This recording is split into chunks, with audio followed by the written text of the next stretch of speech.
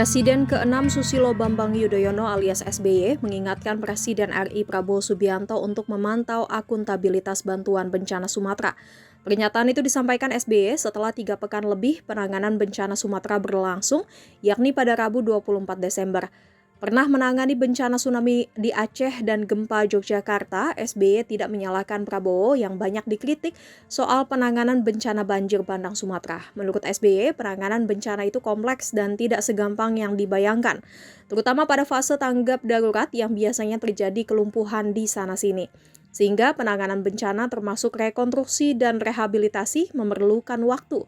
Juga diperlukan sumber daya termasuk finansial yang mencukupi dan diperlukan kebijakan dan master plan yang utuh.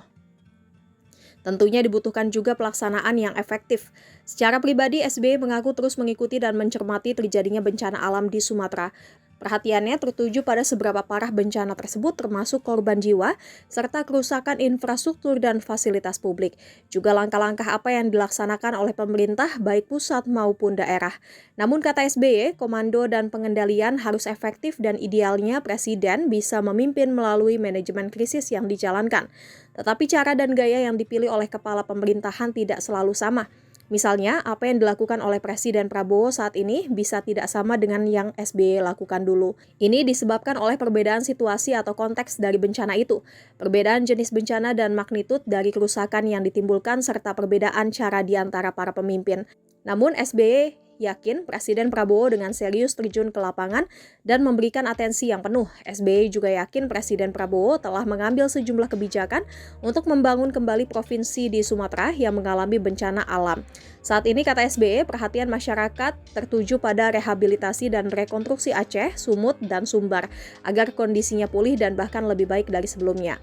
Ada sejumlah faktor agar rehabilitasi dan rekonstruksi berhasil, antara lain konsep rehabilitasi dan rekonstruksi yang baik, organisasi dan kepemimpinan di lapangan yang efektif, serta implementasi dari rencana yang juga efektif. Oleh karena itu, SBY meminta Prabowo Subianto agar tidak luput dengan akuntabilitas penggunaan uang negara dalam penanganan bencana, sebab celah korupsi di situ juga cukup besar. Terakhir, SBY mengajak masyarakat mendukung langkah-langkah pemerintah untuk membangun kembali Sumatera pasca bencana dan memastikan saudara-saudara yang terkena musibah memiliki masa depan yang baik.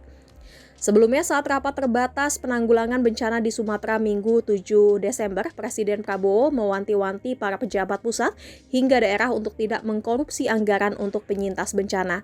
Berdasarkan kajian Indonesia Corruption Watch atau ICW, sepanjang 2024 misalnya, tercatat ada 20 perkara kasus korupsi yang masuk dalam kategori bencana. Modus korupsi beragam, mulai dari penyelewengan bantuan pendanaan rehabilitasi dan konstruksi pasca bencana, pengadaan alat meteorologi hingga relokasi mandiri korban bencana alam. Kerugian negara dari kasus tersebut ditaksir mencapai 14,2 miliar rupiah.